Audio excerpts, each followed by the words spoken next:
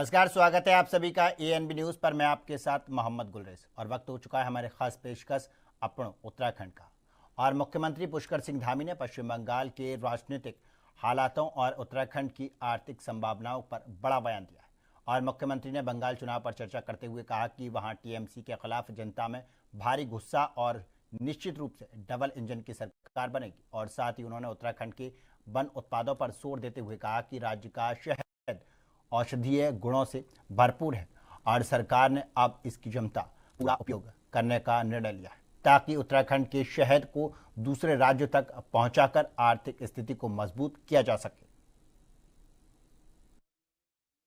आप भी वहाँ चुनाव प्रचार करने गए थे, क्या भाजपा का सूखा वहाँ खत्म होने वाला है?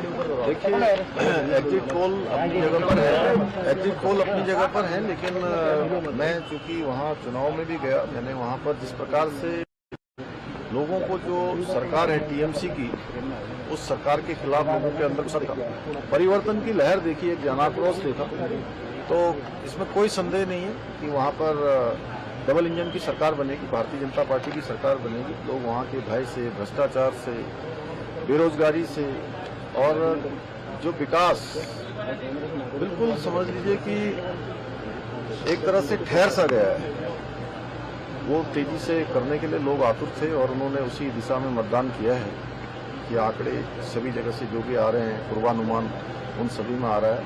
वहाँ भी हमारे प्रधानमंत्री आदरणीय नरेंद्र मोदी जी के नेतृत्व में डबल इंजन की सरकार बनेगी और बंगाल भी देश के साथ तेज गति से आगे दौड़ेगा। सर, आज कैबिनेट में आपने मौन पालन जैसा महत्वपूर्ण निर्णय भी लिया, क्या कुछ? नहीं, मौन पालन हमारे राज्य में बहुत बड़ी संभावना है और मौन पालन के लिए चूंकि हमारा वनों से आच्छादित पूरा राज्य है, जहाँ 70% से अधिक भूभाग हमारा वनों पर है और बहुत अच्छा एक अच्छी संभावना हो सकती है जो मौन पालन के क्षेत्र में हो सकती है। और ये यहाँ का जो शहद है, मौ है, मौ जानते हैं? हाँ, वो औषधीय गुणों से भरपूर है और उसकी सभी संभावनाओं को लेकर हमने एक आज कैबिनेट में एक ऐसा समन्वय करने के लिए एक मुख्यमंत्री पुष्कर सिंह धामी ने उत्तराखंड वन विभाग और निगम के 25 वर्ष पूरे होने पर आयोजित रजत जयंती समारोह में शिरकत की। और खास मौके पर मुख्यमंत्री ने कमाऊ मॉडल में भी निगम का कार्यकाल खोलने की बड़ी घोषणा की और उन्होंने राज्य की आर्थिक और पारिस्थितिकी निगम की भूमिका को सराहा और साथ ही लकड़ी की ई नीलामी को सुगम बनाने के लिए हिमकंठ मोबाइल ऐप का लोकार्पण भी किया। और सीएम ने विकास और पर्यावरण के बीच संतुलन के साथ पर्यटकों को स्वच्छता की अपील भी की।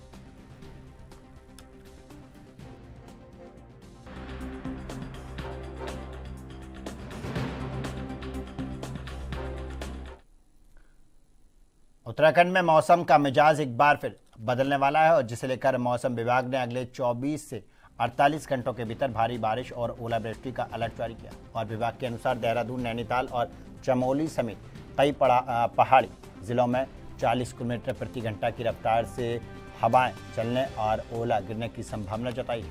और मौसम निदेशक CS तोमर ने 5 मई तक छिटपुट बारिश के आसार जताते हुए किसानों और यात्रियों को विशेष सावधानी बरतने की सलाह दी। और प्रशासन ने भी आमजन से अपील की है कि खराब मौसम के दौरान सुरक्षित स्थानों पर रहें और अनावश्यक यात्रा न करें।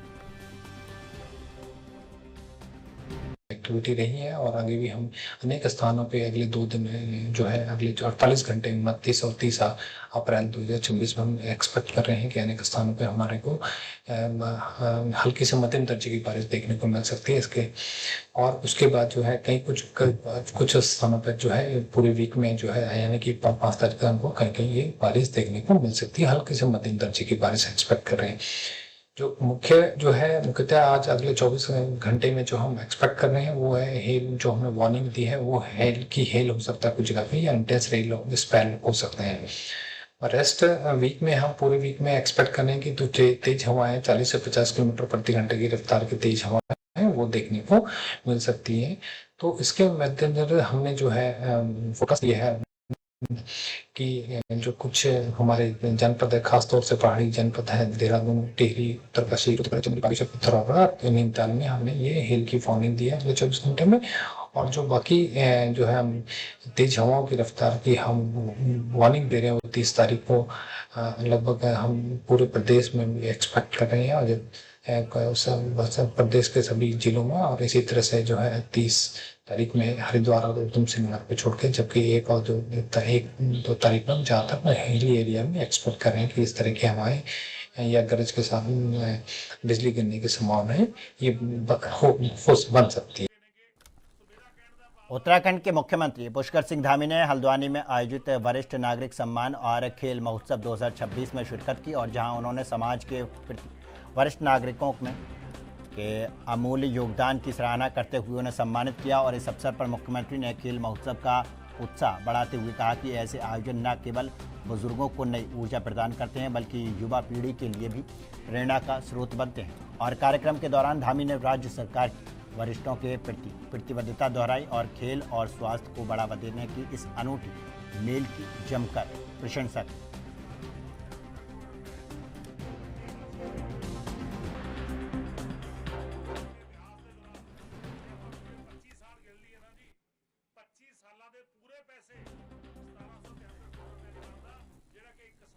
मुख्यमंत्री पुष्कर सिंह धामी ने पश्चिम बंगाल चुनाव को लेकर बड़ा बयान देते हुए कहा कि डबल इंजन सरकार बनाने का दावा किया। और सीएम धामी ने कहा कि बंगाल की जनता में मौजूदा सरकार के खिलाफ भारी आक्रोश है और लोग विकास के लिए केंद्र और राज्य में एक ही दल की सरकार चाहते हैं।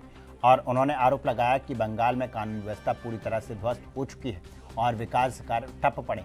और मुख्यमंत्री विश्वास जताया कि एग्जिट पोल के रुझान हकीकत में बदलेंगे और प्रधानमंत्री मोदी के नेतृत्व में बंगाल में आयुष्मान भारत जैसी जन कल्याणकारी योजनाओं का लाभ हर गरीब तक पहुंचेगा।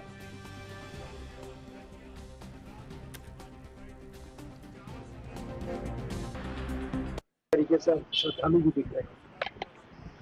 देखिए, चारधाम यात्रा को लेकर लोगों में बहुत उत्साह है।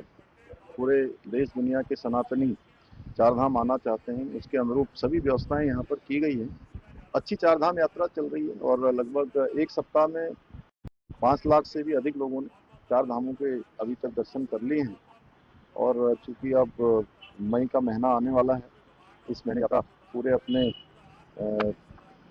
फुल स्विंग में होगी, तो हमारा सभी प्रयास है सभी यात्री यहाँ से एक अच्छा अनुभव लेकर जाए। देहरादून में मुख्यमंत्री पुष्कर सिंह धामी ने मेधावी छात्र छात्राओं के सम्मान में एक विशेष कार्यक्रम का आयोजन किया। और मुख्यमंत्री आवास पर आयोजित इस कार्यक्रम में प्रखर छात्रवृत्ति योजना 2025 के तहत उन विद्यार्थियों को सम्मानित किया जिनके अभिभावक समाचार पत्र वितरण का कार्य करते हैं। और सीमित संसाधनों के बावजूद शिक्षा में उत्कृष्ट प्रदर्शन करने वाले इन छात्रों की सीएम धामी ने जमकर सराहना की। और उन्होंने कहा कि कठिन परिस्थितियों में मेहनत और अनुशासन ही बड़ी सफलता की कुंजी है। और मुख्यमंत्री ने छात्रवृत्ति प्रदान करते हुए भविष्य में समाज और देश के विकास में योगदान देने वालों के लिए प्रेरित किया।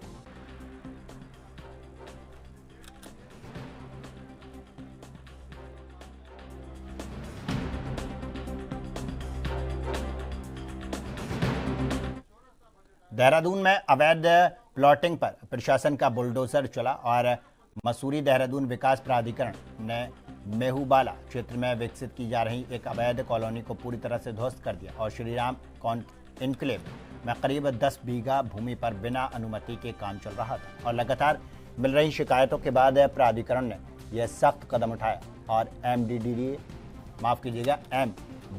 ने अवैध निर्माण पर लगाम कसने के लिए अब सेक्टर 22 टीमें गठित की हैं। और प्राधिकरण का उद्देश्य शहर का नियोजित विकास सुनिश्चित करना और अवैध कॉलोनियों पर रोक लगाना है।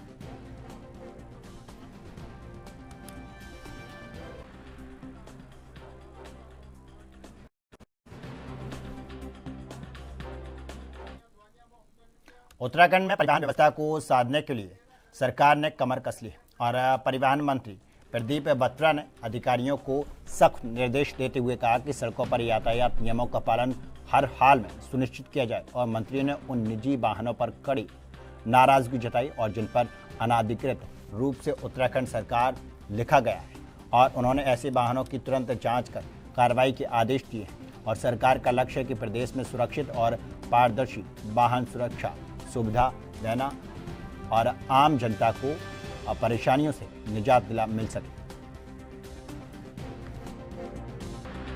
सारे ऐसे कॉमर्शियल वाहन हैं जिन पे उत्तराखंड सरकार लिखा तो रहता है, लेकिन उन पे उत्तराखंड सरकार के ना तो विभाग के अधिकारी कोई होता है और ना ही कोई मंत्री। उत्तराखंड सरकार लिखा हुआ जो कई सारी गाड़ियां जो है वो शहरों में घूम रही है, तो ऐसी गाड़ियों पर भी नकेल कसी जा रही है। उसको लेकर कुछ जांच के लिए अधिकारी को निर्देश दे दिए गए हैं। इस तरह की गाड़ियों की जांच हो जिनको उत्तराखंड सरकार या उत्तराखंड शासन लिखा हुआ है और वो उसके लिए प्रोटोकॉल नहीं फॉलो कर रहे हैं, तो मैं कहूँगी इसकी जांच करी जाएगी। और गृह विभाग को, पुलिस को भी इसके बारे में सूचित किया गया है कि वो भी इस तरह की गाड़ियों को जो है धरपकड़ करें और इस तरह का गलत उपयोग ना हो, और ताकि इससे एक अराजकता का माहौल ना फैले और लोग बेवजह हुटर का इस्तेमाल ना करें और ट्रैफिक की जो नॉर्म्स हैं उनको फॉलो करें, उनको ब्रेक ना करें। इससे गाड़ियों पे कार्रवाई करी जाएगी और उनको पकड़ के सील किया जाएगा। और रुकते हैं एक छोटे से ब्रेक के लिए। खबरों का सिलसिला लगातार जारी है।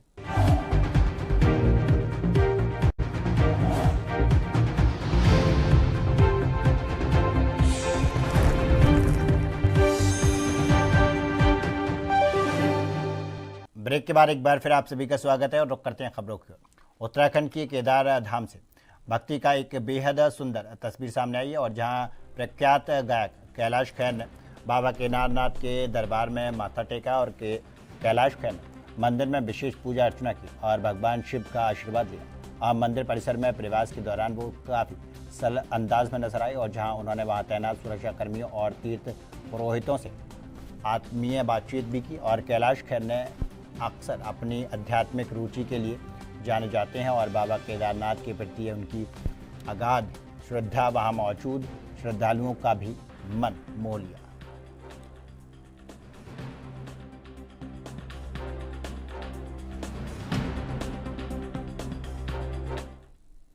बीजेपी के राष्ट्रीय अध्यक्ष के आगामी उत्तराखंड दौरे को लेकर प्रदेश के कार्यकर्ताओं और नेताओं में भारी उत्साह है और देहरादून में उनके भव्य स्वागत की तैयारियां जोरों शोरों पर चल रही हैं। और भाजपा प्रदेश प्रवक्ता कुंवर चपेंद्र सिंह ने बताया कि पद संभालने के बाद राष्ट्रीय अध्यक्ष का यह पहला उत्तराखंड दौरा है और पार्टी का मानना है कि देवभूमि में उनके आगमन से संगठन को और अधिक मजबूती मिलेगी और साथ ही कार्यकर्ताओं को में नई ऊर्जा का संचार होगा, जो भविष्य की चुनावी चुनौतियों के लिहाज से बेहद महत्वपूर्ण माना जा रहा है।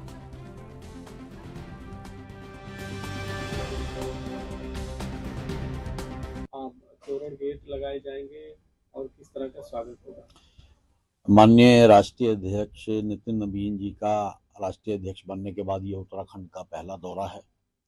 उत्तराखंड वासियों में उत्साह है और निश्चित तौर पर उत्तराखंड आकर वो देवभूमि में आकर देवभूमि का आशीर्वाद तो लेंगे ही, लेकिन जो ऊर्जा का संचार भारतीय जनता पार्टी के कार्यकर्ताओं में होगा, हम सब उनकी प्रतीक्षा कर रहे हैं। उनके स्वागत की तैयारियों में पूरा शहर उमड़ने के लिए तैयार है और निश्चित तौर पर हमारे राष्ट्रीय अध्यक्ष जी, युवा राष्ट्रीय अध्यक्ष जी के आने से युवाओं में जो ऊर्जा का संचार होगा वो प्रदेश के लिए, प्रदेश के विकास के लिए, और प्रदेश के युवा मुख्यमंत्री हैं, युवा मुख्यमंत्री धामी जी। उत्तराखंड में जल जीवन मिशन 0.0 को लेकर एक बड़ा कदम उठाया गया और राज्य सरकार, राष्ट्रीय जल जीवन मिशन और जल शक्ति मंत्रालय के बीच MOU पर हस्ताक्षर किए गए और जिसमें मुख्यमंत्री पुष्कर सिंह धामी ने वर्चुअल माध्यम से शिरकत की। और मुख्यमंत्री ने कहा कि इस समझौते में करीब 14 लाख ग्रामीण परिवारों को लाभ मिलेगा और पेयजल योजना को नई गति मिलेगी। उन्होंने डिजिटल मॉनिटरिंग और जल स्रोत संरक्षण पर जोर देते हुए बताया कि अब तक 16,500 से अधिक योजनाएं स्वीकृत हो चुकी हैं और केंद्रीय मंत्री CR पाटिल ने भी राज्य के प्रयासों की सराहना की।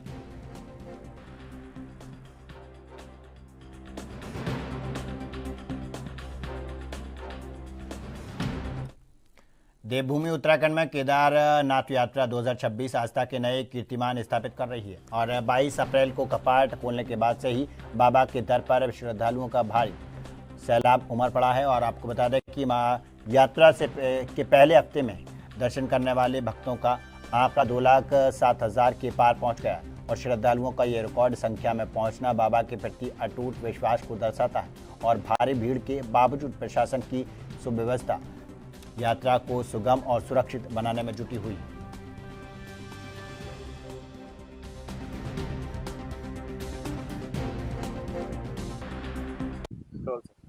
माननीय मुख्यमंत्री महोदय का निर्देश है कि चार धाम यात्रा और श्री केदारधाम यात्रा सरल, सुगम और सुव्यवस्थित हो। इसी के क्रम में मैं अवगत कराना चाहूँगा कि आज दिनांक 28 अप्रैल तक कुल लगभग 2 लाख से ज़्यादा लोगों ने दर्शन कर लिए हैं और हमारी जो भी टीमें हैं, चाहे वो पेयजल से संबंधित हो, चाहे शौचालय की सफाई से संबंधित हो, चाहे लॉ एंड ऑर्डर से संबंधित हो, पुलिस विभाग हो या चाहे घोड़े खच्चर के संचालन संबंधित जिला पंचायत हो, सभी टीमें पूरी तन्मयता से काम कर रही हैं। हमारे ट्रैक रूट पर, सड़कों पर जो हमारे सेक्टर ऑफिसर्स हैं वो कंटिन्यूसली मॉनिटर कर रहे हैं और हमारा जो कंट्रोल रूम श्री केदारनाथ धाम में है और जो कंट्रोल रूम जिला प्रशासन रुद्रप्रयाग में चल रहा है, दोनों ही जगह से कंटिन्यूस मॉनिटरिंग हो रही है। हमारा पूरा प्रयास है कि जो भी तीर्थयात्री देश भर से आ रहे हैं उनको किसी तरीके की असुविधा ना हो। प्रदेश की राजनीति में इन दिनों महिला आरक्षण का मुद्दा पूरी तरह से गरमाया हुआ है और भाजपा सरकार ने विधानसभा के विशेष सत्र में नारी शक्ति बंधन अधिनियम का विशेष विरोध करने वाले के खिलाफ निंदा प्रस्ताव पारित किया था और वहीं विपक्ष ने भी सड़क से संसद तक जोरदार प्रदर्शन किया और इस बीच भाजपा विधायक आशा नौटियाल ने कांग्रेस पर तीखा हमला बोला और उन्होंने कहा कि कांग्रेस हमेशा महिला विरोधी रही है और सत्ता में रहते हुए उसने कोई ठोस कदम नहीं उठाया। भी कल जिस तरह से सत्र रहा उसके बाद मशाल जुलूस भी निकला है, कांग्रेस भी इसको अपनी चीजें बता रही है कि ये चीजें होनी चाहिए। आपको क्या लगता है महिलाओं के पक्ष में वाकई परिसीमन के बाद चीजें होनी चाहिए या किस तरह से? देखिए, कल जो यहाँ पर विशेष सत्र बुलाया गया हमारे माननीय मुख्यमंत्री जी के द्वारा, विधानसभा अध्यक्ष जी के द्वारा, उस पे जो हमारा नारी शक्ति बंधन अधिनियम जो लागू किया जाना था, उसमें जिस तरह से केंद्र में जब 3 दिन का सत्र हमारे देश के यशस्वी प्रधानमंत्री जी ने बुलाया था 16 से 18 तक, जब उस बिल को पास होना था तो कांग्रेस ने जिस तरह से वहां पे विरोध किया और विरोध करने के बाद विपक्ष में मतदान करने के बाद मेजों को थपथपा करके खुशी जाहिर की, उससे जो आक्रोश पूरे मातृशक्ति में आया, पूरे देश की मातृशक्ति ने देखा कि जिस तरह से उन्होंने देश की मातृशक्ति का अपमान करते हुए जो खुशी जाहिर की है, तो निश्चित तौर पर आक्रोश है महिलाओं में कि आप इस तरह का कृत्य करते हुए खुशी जता रहे हो, जब महिलाओं का अपमान कर रहे हो और फिर खुशी जता रहे हो। तो ये कांग्रेस का चाल चरित्र और चेहरा हमेशा से रहा है। अगर उनको महिलाओं को सम्मान देना ही होता तो आज तक उनकी सरकार देश में इतने सालों तक उन्होंने राज किया, कभी भी महिलाओं के प्रति कोई सकारात्मक सोच उन्होंने नहीं रखी है। इसी उद्देश्य को लेकर विशेष सत्र रखा गया था और उस सत्र में सभी ने खुल के बात की और वहां भी उनका जब कोई बोल रहा था तो चारधाम यात्रा की व्यवस्था को लेकर प्रदेश में सियासी घमासान छिड़ गया है और कांग्रेस द्वारा लगाए गए आरोपों पर भाजपा ने तीखा पलटवार किया और भाजपा प्रदेश प्रवक्ता कुमार जपेंद्र सिंह ने कहा कि कांग्रेस नेताओं को राजधानी में बैठकर आलोचना करने के बजाय धरातल पर जाकर व्यवस्थाएं देखनी चाहिए और भाजपा ने कांग्रेस पर तुष्टीकरण की राजनीति और सरकार को बदनाम करने का आरोप लगाया और प्रवक्ता ने स्पष्ट कहा कि कांग्रेस लगातार सनातन पर सवाल उठाकर विकास विरोधी चेहरा दिखा रही है और अव्यवस्थाओं का गलत नैरेटिव फैला रही है। कांग्रेस को संयुक्त रूप से हर वर्ष जाकर चार धाम की यात्रा करनी चाहिए और जाके माथा टेकना चाहिए, वहाँ की व्यवस्थाओं का जायजा लेना चाहिए। केवल और केवल राजधानी में बैठकर आप आलोचनाएं करते हैं, आप तुष्टीकरण की राजनीति को करते हैं, आप यात्रा सीजन में सरकार को और व्यवस्थाओं को बदनाम करने का काम करते हैं। आपके पास और कोई कार्य रह ही नहीं गया है। तो कांग्रेस की मानसिक स्थिति इतनी विकृत हो गई है, क्या कभी किसी कांग्रेसी नेता को इन चार धाम यात्राओं में, हमारे पास बद्रीनाथ है, केदारनाथ है, गंगोत्री है, यमुनोत्री है, हेमकुंड साहिब है, कभी यात्रा करते हुए देखा किसी नेता को? कभी माथा टेकते हुए देखा, प्रार्थना करते हुए देखा, आरती करते हुए या कराते हुए देखा? नहीं, केवल और केवल आलोचनाएं, सनातन का अपमान, अव्यवस्थाओं को लेकर आप नैरेटिव फिक्स करने का कार्य करते हैं। पूरी देश दुनिया के सामने आप अपने सनातन विरोधी चेहरे को, विकास विरोधी चेहरे को बार बार प्रदर्शित करते हैं, हर वर्ष प्रदर्शित करते हैं और जनता आपको इसका करारा जवाब देती रही है और भविष्य में भी देगी।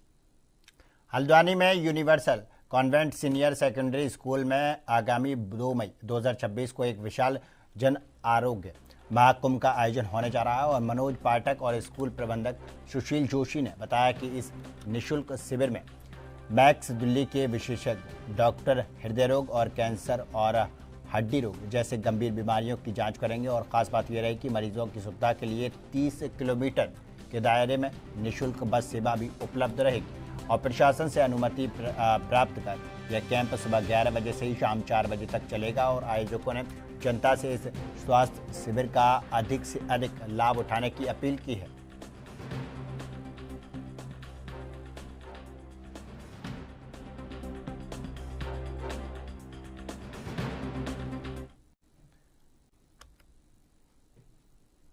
लक्सर में अवैध खनन और शराब की ओवर रेटिंग और मिलावटखोरी के खिलाफ प्रशासन और अब एक्शन मोड में नजर आ रहा है। जिला अधिकारी के निर्देश पर एसडीएम अनिल शुक्ला ने खुद मोर्चा संभालते हुए विभिन्न शराब के ठेकों और किराना दुकानों पर ताबड़तोड़ छापेमारी की और जांच के दौरान अंग्रेजी शराब की दुकानों में ओवर रेटिंग और रेट लिस्ट गायब मिलने पर कड़ी नाराजगी जताई और एसडीएम ने साफ किया कि जनहित में ये अभियान जारी रहेगा और नियमों का उल्लंघन करने वालों को किसी भी कीमत पर बख्शा नहीं जाएगा।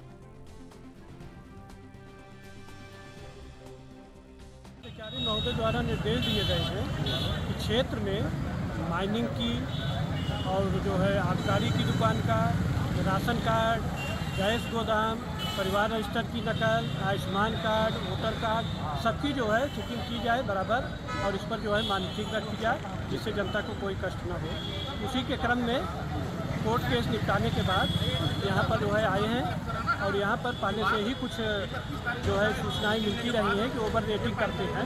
उसी सिलसिले में यहाँ पर आए हैं और यहाँ पर चेकिंग की गई है। तो चेकिंग की गई है तो बाटली में जो रेट लिखा हुआ है उस रेट पर न दे करके इनके द्वारा उससे अधिक रेट पर दिया जा रहा है और इसके अतिरिक्त इनकी दुकान में सीसीटीवी कैमरा ढंग से नहीं चल रहा है और जो फायर का सिलेंडर रखा हुआ है वो भी एक्सपायर कर गया है। इसके अतिरिक्त इनकी जो है वो पर्ची काटने की मशीन काम नहीं कर रही है। इस तरीके से कई अनियमितता। और फिलहाल के लिए इस बुलेटिन में बस इतना ही। देश दुनिया की तमाम खबरों के लिए देखते रहिए ANB न्यूज़। नमस्कार।